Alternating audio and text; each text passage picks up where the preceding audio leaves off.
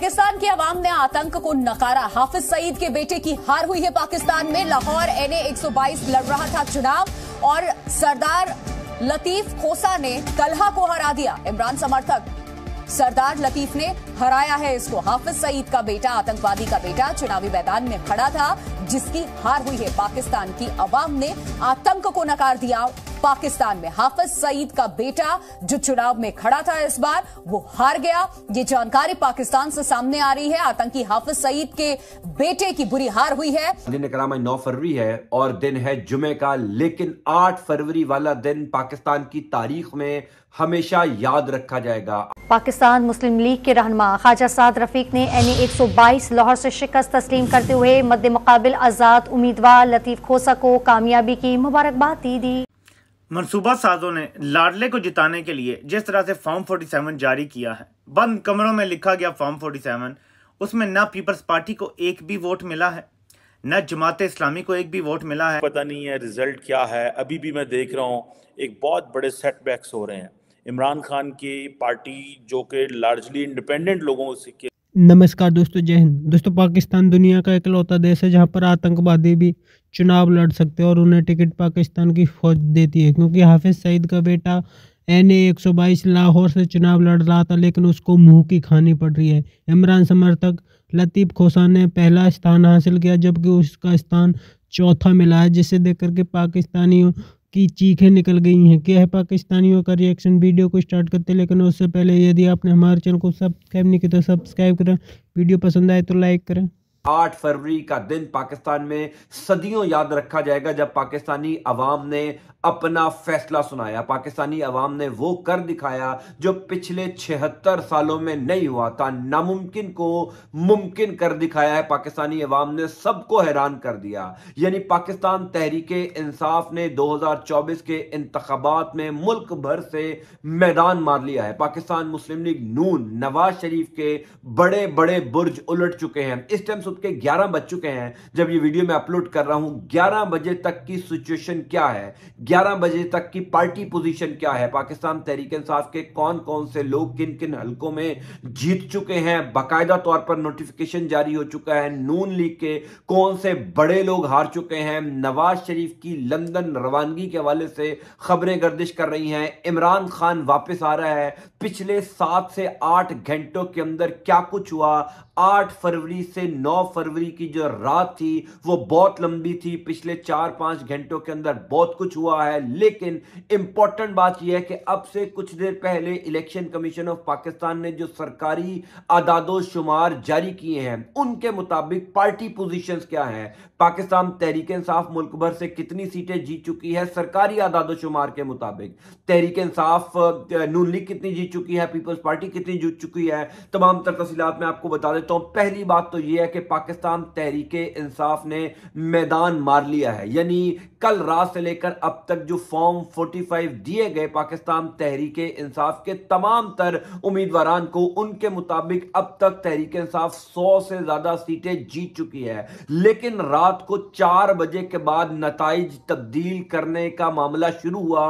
उसके बाद कई अहम हलकों में जहां पर पाकिस्तान तहरीके इंसाफ 50-50 हजार की लीड से आगे थी, अचानक तहरीक इंसाफ को हरा दिया गया। कुछ हलके में आपको बता देता हूं, उससे पहले मैं आपको बताता हूं कि नून लीग के कौन से बड़े बुर्ज उलट चुके हैं। नवाज शरीफ लाहौर और मानसेरा दोनों हलकों से हार गए हैं। यानी लाहौर में नवाज शरीफ को यास्मीन राशिद के हाथों बदतरीन शिकस्त हुई है और मानसेरा में भी नवाज शरीफ साहब हार चुके हैं। यानी नवाज शरीफ के वजीर आजम बनने के इम्कानात तो खत्म हो गए, वो दोनों MNA की सीटें हार गए हैं। मरियम नवाज शरीफ साहिबा लाहौर से महर शराफत अली के सूबाई असम्बली की सीट 100% हार गई थी, लेकिन रात को 4 बजे के बाद वो नताइज तब्दील किए गए। फिर राना सनाउल्लाह, आबिद शेर अली, ओन चौधरी, अलीम खान, उसके अलावा जहांगीर तरीन, परवेज खट्टक, तमाम लोग हार गए हैं।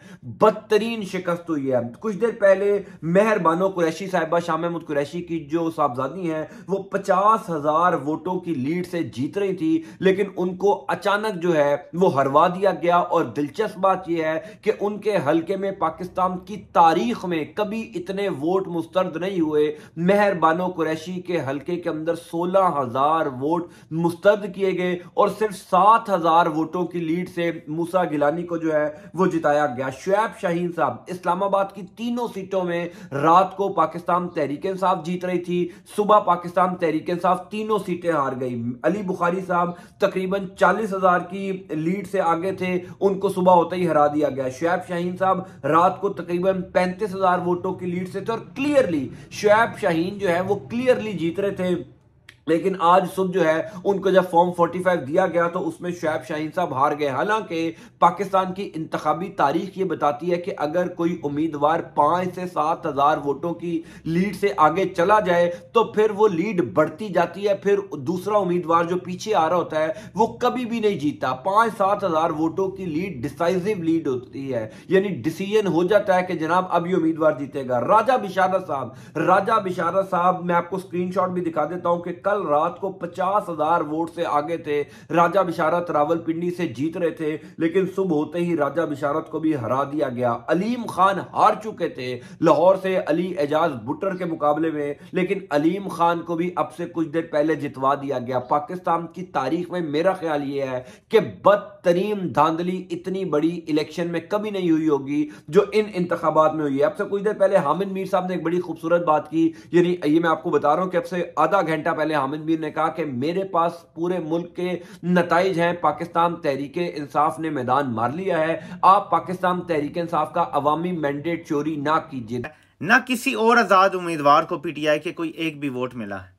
क्या उनके अपने घर वालों ने भी वोट नहीं दिया? क्या पीपल्स पार्टी के उम्मीदवार ने अपने आप को भी वोट नहीं दिया? क्या आजाद उम्मीदवार ने भी अपने आप को भी वोट नहीं दिया? लेकिन उनके जल्दबाजी में धांधली करनी थी और नकल के लिए भी अक्ल चाहिए, तो जल्दी जल्दी में बनाए गए फॉर्म में 2,93,043 लिखना था।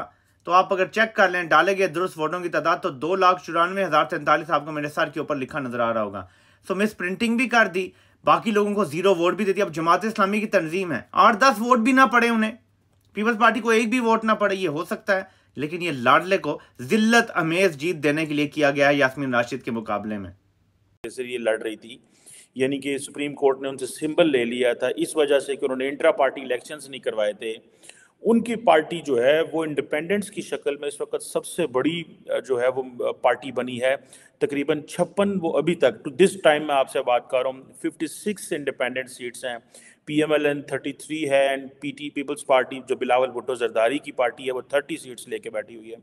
सो इट सीम्स के जारी बात है इमरान खान को तो कोई हुकूमत बनाने नहीं देगा। एक कोलिशन गवर्नमेंट पाकिस्तान में बनने जा रही है, इंतहाई कमज़ोर कोलिशन बनने जा रहा है। लेकिन अब मैं आपको बताता हूँ बेसिकली हुआ क्या है। हुआ ये है कि इमरान खान एक तरफ खड़ा हुआ था और इमरान खान का जो पॉलिटिकल नैरेटिव था वो एंटी इस्टेब्लिशमेंट था।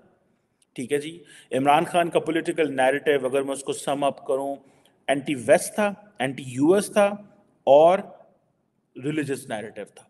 ठीक है जी, और इन तीनों चीज़ों के ऊपर इमरान खान खेलता रहा। और लार्जली इमरान खान की जब वो 3 साल और 8 महीने वज़ीर आज़म रहे, उनकी जो परफॉर्मेंस थी उससे कोई बंदा मुतमिन नहीं था। लोग गालियां देते थे, महंगाई हो गई है, ये हो गया, वो हो गया। लेकिन जैसे ही वो बाहर उनको वोट ऑफ नो कॉन्फिडेंस, उनकी हुकूमत ख़त्म हो गई और उस हुकूमत ख़त्म होने के बाद फिर वो सड़कों पे निकले और उन्होंने एक ही बात की कि मुझे फ़ौज ने और अमेरिका ने मिलकर निकाला है। लोगों ने इस नज़रिए को इतना ज़ोर से बाय किया, इतनी ताकत से बाय किया और इतनी सिंपथी दी कि जी इसके साथ जुल्म हो गया है।